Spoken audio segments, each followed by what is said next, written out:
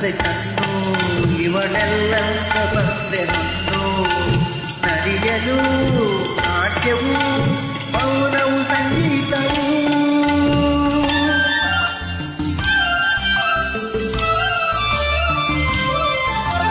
ಶೃಂಗಾರ ಕಾವ್ಯವೊಂದು ಹೊಸ ಹಣ್ಣಾಗಿ ಬಂದೆ ತಿನ್ನು ಅವಳವು ಅದರವು ಪ್ರಣಯದ ಚಟಾಟವು ಸಂಸಾರದಿಂದರಂತೆ ಈ ಸರ್ವ ಕಾಪಿಗೆ ಬಯಸಿಯೂ ಸಸುರು